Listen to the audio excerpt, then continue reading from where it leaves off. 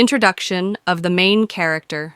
Rain tapped softly against the windows of the small cottage nestled at the edge of Willowbrook, a sleepy village that hadn't seen much excitement in years.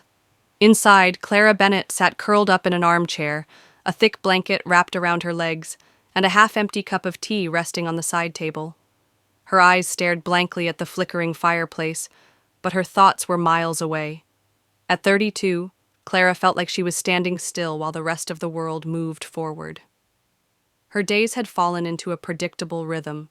Wake up, make tea, answer a few emails from her freelance editing clients, take a walk through the garden, and return to the quiet of her home.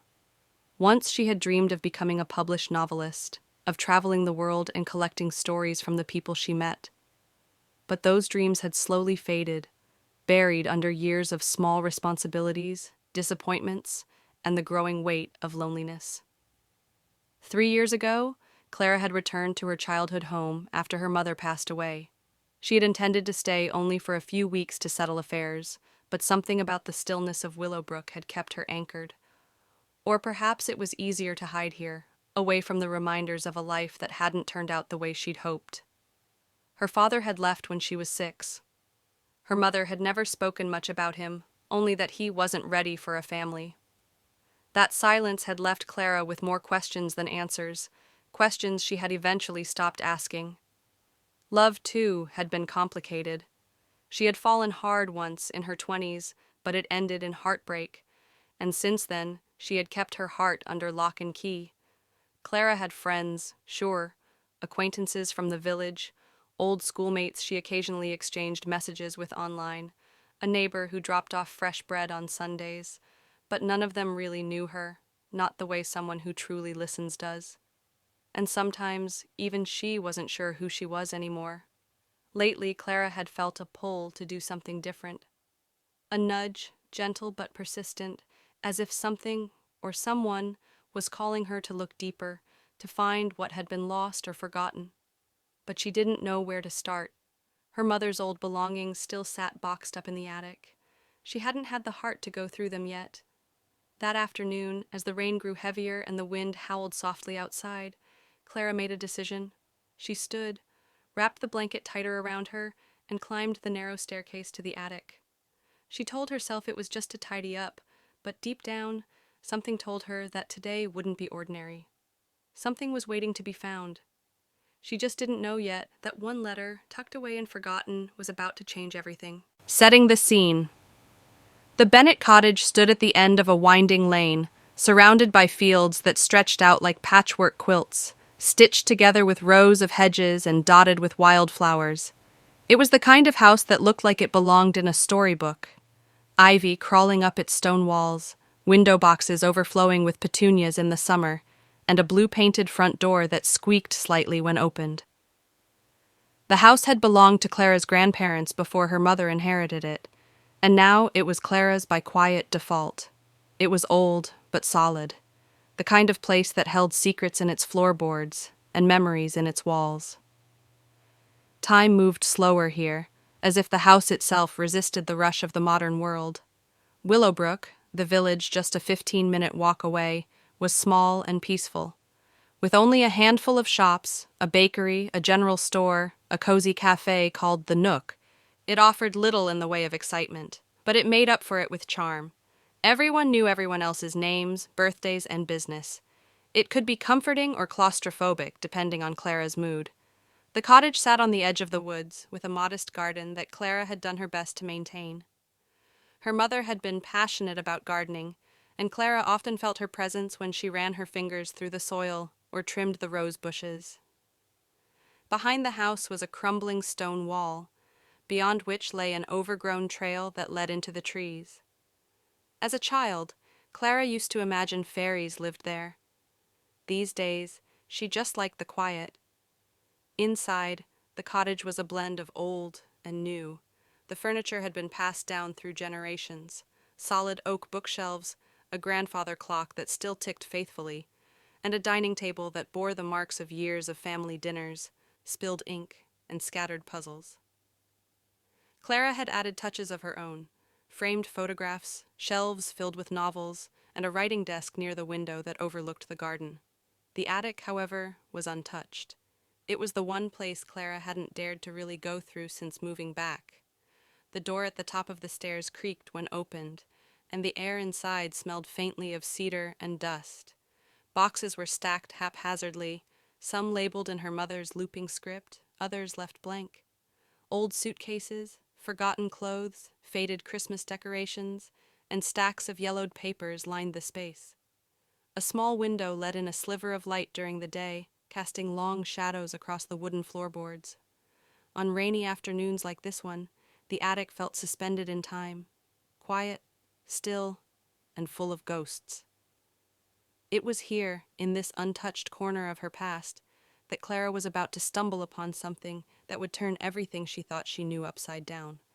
The letter was there, hidden in plain sight, waiting patiently to be found. A mysterious discovery. The attic was cooler than Clara remembered, the kind of chill that wrapped itself around your arms and settled in your spine. She paused at the top of the stairs, taking in the dim light filtering through the dusty window and the smell of aged paper, mothballs, and time. Cobwebs clung to the beams overhead, and a fine layer of dust coated nearly everything. She hadn't meant to stay long. Just a quick tidy-up, she'd told herself. Sort through a few boxes, maybe toss out old junk that no one would ever miss. But something about the room drew her in deeper. Each box she opened pulled her further into her family's history, her mother's photo albums, her grandmother's porcelain figurines, yellowing letters tied in ribbon that belonged to no one Clara recognized. She brushed off the top of an old steamer trunk near the back corner. The leather straps were cracked, the metal latches rusted, but it gave way with a reluctant creak. Inside were linens, carefully folded. Beneath them, a few books, classics with brittle pages, and a worn copy of Wuthering Heights, Clara's mother's favorite. She flipped it open instinctively, and something fluttered out from between the pages. It was a single envelope, yellowed with age and sealed with a faded wax stamp that had long since cracked. There was no name on the front, just a date, July 4th, 1991, the summer Clara turned 9. Her heart skipped. Curious, she turned it over, running her fingers along the brittle paper. The wax seal broke easily, and she unfolded the letter with care, as if it might crumble in her hands. The handwriting was elegant, slanted, and immediately unfamiliar. Her eyes scanned the first line. "My dearest Eleanor," it began. Eleanor. Her mother. Clara blinked, reading the words again. Whoever had written the letter knew her mother well, intimately, emotionally.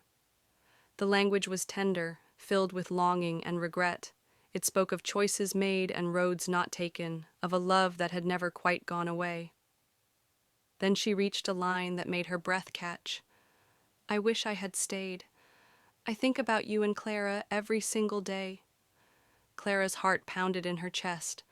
Her name, in a letter written more than 30 years ago, a letter she had never seen, from someone who claimed to think about her daily. She kept reading, her hands trembling, her mind racing to keep up.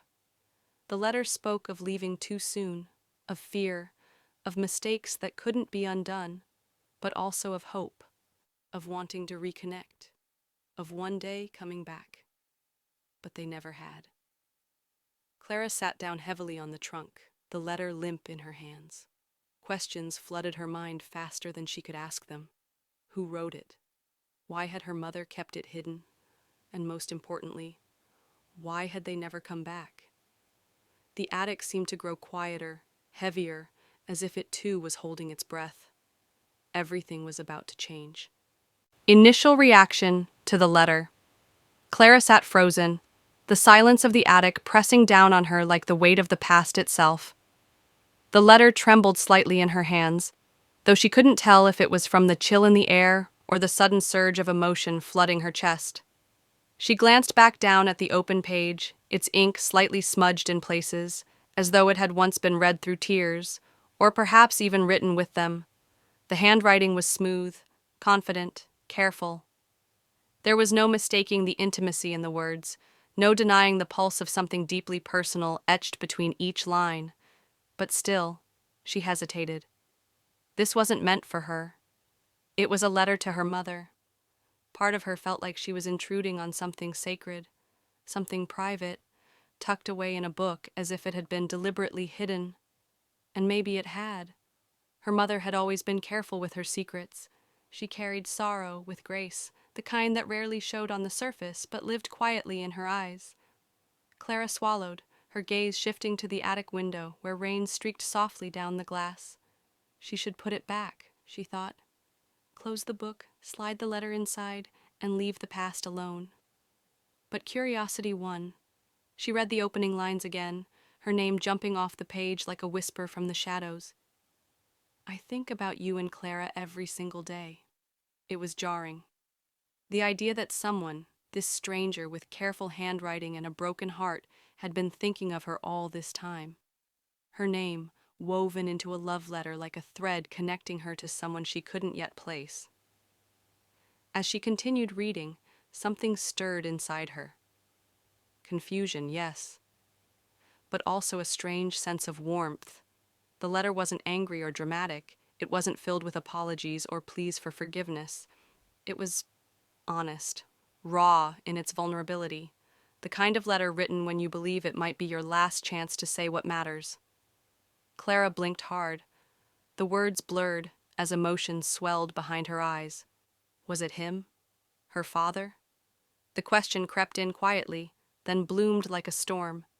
Her mother had never spoken his name after he left, just referred to him as your father, always with a kind of distant finality, as if she'd sealed that chapter shut long ago.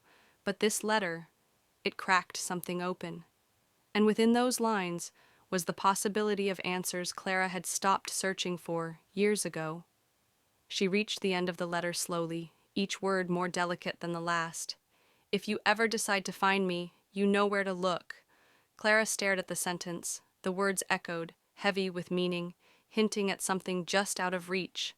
A place, a promise, a path she hadn't even known existed.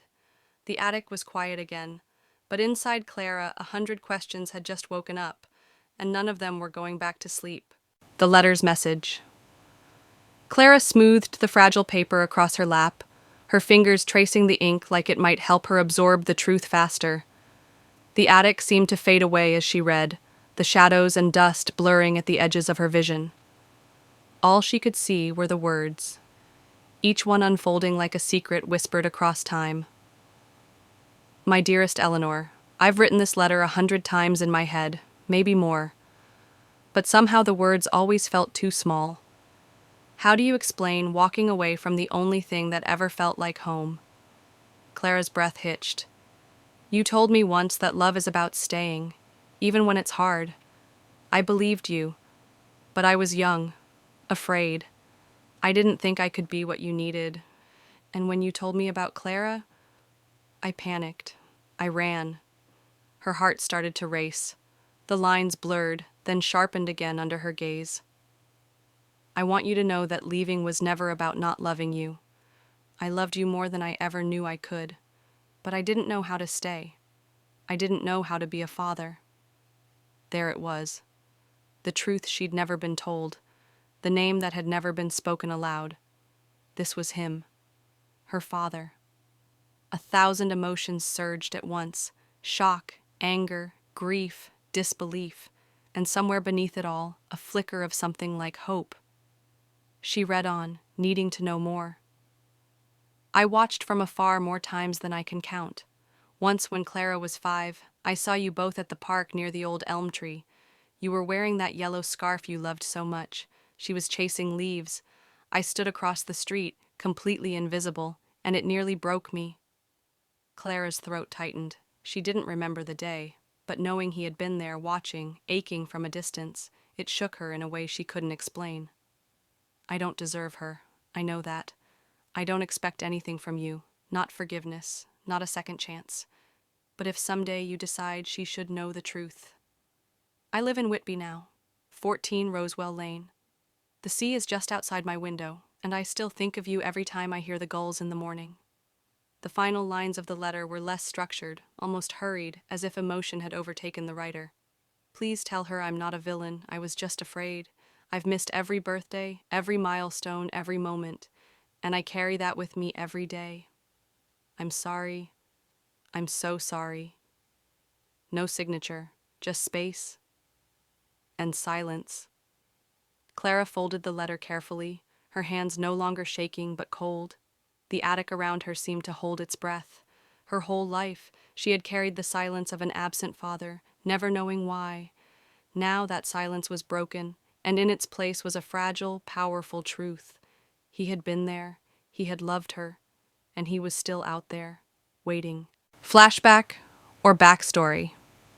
It had been more than 3 decades since Eleanor Bennet stood on the station platform, her coat buttoned tight against the bitter wind, tears threatening to spill as the train pulled away. She had watched the man she loved disappear behind the glass, his hand pressed to the window, his face a storm of conflict and regret. His name was Thomas Hale. They had met during a summer literature program in Cambridge.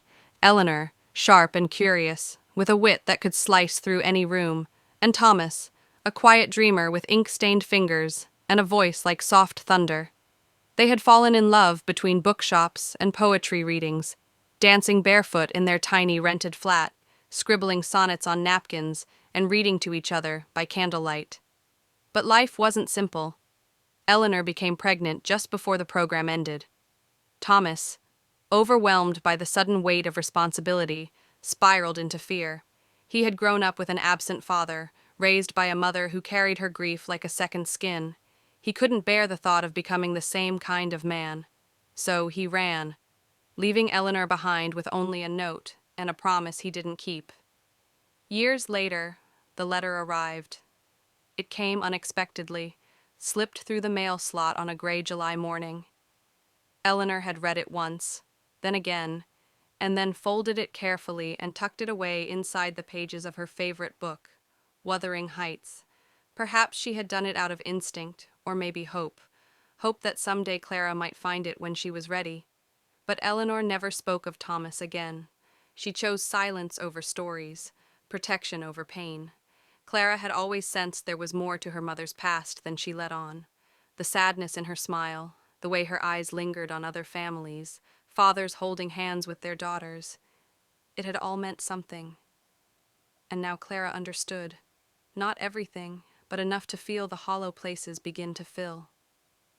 The letter, now fragile with age, was written in Thomas's own hand. A man who had loved her from a distance. A man who had feared becoming his father, and in trying to avoid it, had become him anyway. But unlike the man who left and never looked back, Thomas had tried to return, even if it was too late. Clara sat alone in the attic, her mind drifting through these echoes of the past, her mother's quiet strength, her father's haunted words, and her own childhood filled with questions that were never answered. Why had Eleanor never given her the letter?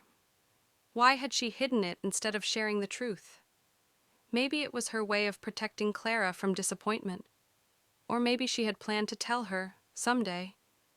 But the right moment never came. Now, Clara held the truth in her hands, the pieces of a story she never knew she was part of. And it was up to her what to do with it next.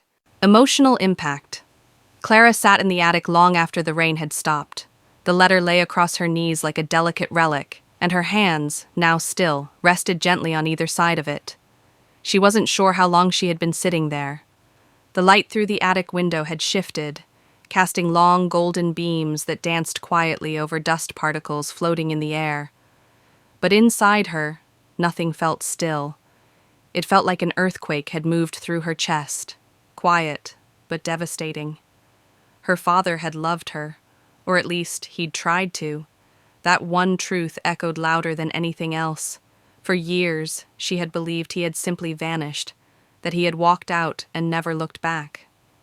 Her mother had never said otherwise. There were no stories, no explanations, just silence, as if he had never existed. Clara had carried that silence like a wound. Every birthday, every school recital, every scraped knee and sleepless night, she had done it all without him. And in the quiet corners of her heart, she had always wondered if she wasn't worth staying for, if something about her had made it easier for him to go. But the letter changed everything. He had thought of her. He had watched from afar. He had written her name with longing, with regret, with the weight of a lifetime of missed moments, and that knowledge hit her with a force she hadn't expected. Clara pressed her hands to her face, tears spilling over before she could stop them. It wasn't just grief. It was confusion, anger, sadness, and something more dangerous. Hope. A hope she didn't know she was allowed to feel. Why hadn't her mother told her? Eleanor had always been loving, always present. But now Clara saw the other side of that devotion, its shadow. Her mother had chosen to shield her from pain, yes, but also from the truth. And in doing so, she had shaped Clara's entire view of herself, of love, of trust. What would have been different if she had known? Would she have reached out? Would she have hated him, forgiven him? And most of all, was it too late? Clara stood slowly, letter in hand, and looked around the attic. It was filled with her mother's life, boxes of memories carefully preserved, as if Eleanor had wanted her to one day find them. And maybe that's what this was, a breadcrumb. A silent invitation to uncover the things too hard to say out loud. The weight in Clara's chest felt both heavier and lighter all at once. She didn't know what she was supposed to feel, but she knew one thing with sharp clarity. She could no longer see her story the same way. And maybe she didn't have to live it the same way either. Decision time. Clara stood at the kitchen sink, the letter resting on the table behind her like it had followed her downstairs, refusing to be forgotten. The kettle hissed quietly, steam curling into the late afternoon light. But the usual comfort of tea didn't settle her. Not today. The silence in the house felt different now. Not peaceful, but heavy, charged. As if every corner of the cottage had suddenly become aware of the truth she now carried. The kind of truth that split your life in two, before and after. She had spent the entire night thinking, barely sleeping, her mind looping through every possible path forward. Should she tell someone? Should she try to find him? Should she pretend it never happened? The name Whitby repeated over and over in her head like a distant song. 14 Rosewell Lane. She could picture the house by the sea, the salt in the air, the sound of gulls crying overhead. It almost didn't feel real. This place where the man who called himself her father might still be living, possibly waiting, possibly hoping. But what if he wasn't? What if he had moved on, forgotten, buried the past, the same way her mother had? What if he didn't want to be found? And yet, what if he did? Clara turned and looked at the letter again. It hadn't changed. The handwriting was still steady, still sure. A letter written not out of obligation, but from a place of deep, aching love and guilt. He had made mistakes, yes, huge ones, but he had tried, even if imperfectly. That had to count for something. She thought about her mother, about the way she had always carried herself, with grace, yes, but also with sorrow. Maybe she had hidden the letter not to erase Thomas from their lives, but to protect Clara from disappointment, or perhaps from the pull of a door she couldn't bear to see opened again. But the door was open now, and Clara was the one standing in it. She walked over to the table and picked up the letter again, smoothing it carefully as if seeking reassurance. Then she reached for her phone. Her thumb hovered over the screen.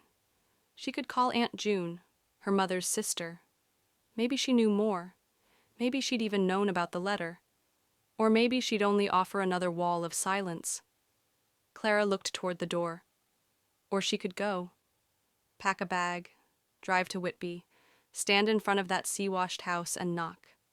She exhaled slowly. In the end, it wasn't a dramatic decision. It was quiet, steady, like the turning of a page. Clara walked upstairs, pulled out her small suitcase, and began to fold clothes into it. Jeans, sweaters, a scarf her mother had once knitted. She didn't know what she would find, or if she'd even find him at all.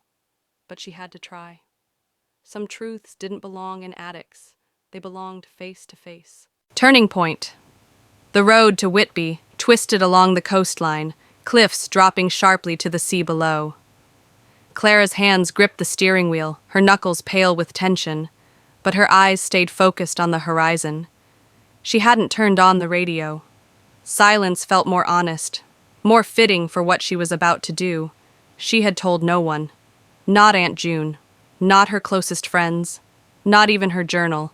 It wasn't secrecy. It was something else. Something deeper. This wasn't a story she could share yet. It still belonged to her and the letter. To a man who might still be waiting, or long gone. The drive had taken longer than she thought. Every mile brought a mix of nervous energy and hesitant hope. Her mind spun with imagined outcomes. A door slammed in her face, an empty house, a stranger who wouldn't recognize her, or, something even more terrifying, a father who would. As she pulled into Rosewell Lane, her heart thudded like a drum. The houses were small and scattered, each with its own view of the gray, restless sea.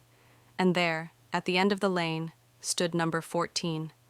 Whitewashed walls, blue shutters, a garden. Overgrown, but not unloved. She parked the car slowly, her breath fogging the window as she stared. This was it. She stepped out and felt the sea air hit her skin, cool, briny, alive. A gull cried above. Somewhere nearby, a wind chime clinked softly. Clara walked to the gate, every step loud in her chest. The front door was slightly open. Her heart leapt, unsure if it meant welcome or warning. She raised her hand. Knocked. A few seconds passed. Then she heard slow footsteps. The door creaked further open, and a man appeared in the frame. He was older than she expected. Gray hair, lined face, tired eyes. But something in his expression froze her. Familiar. Deeply familiar. Like looking into a mirror aged by time and memory. He blinked at her, confusion flickering into something else. Recognition. And then disbelief. "Clara," he whispered. She nodded, couldn't speak. He opened the door wider but didn't move toward her. "You came." "I found the letter," she said, her voice barely a breath. A silence stretched between them, heavy, sacred. Then slowly he stepped aside.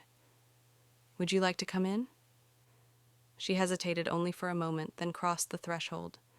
Inside was warmth, bookshelves, scattered sketches, the smell of tea. A life she had never been part of. But maybe now, just maybe, she could be. As he led her into the living room, Clara realized something had shifted. This wasn't just about meeting her father.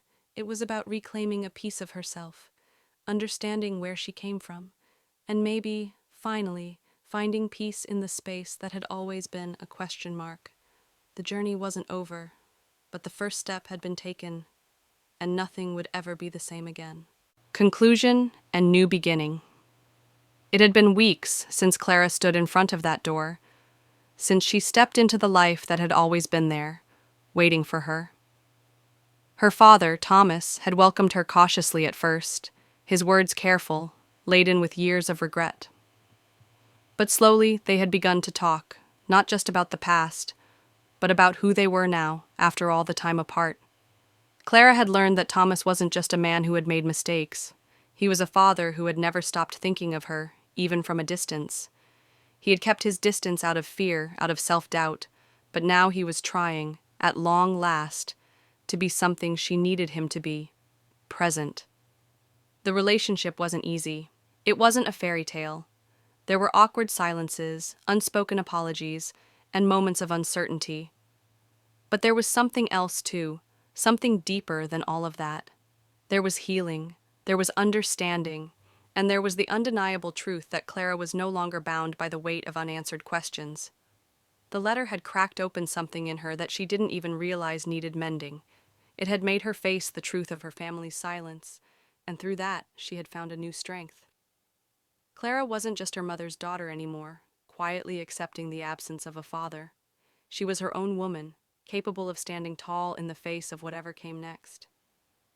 She had spent the last few weeks exploring Whitby, walking the beaches near her father's house, and learning about the man he had become.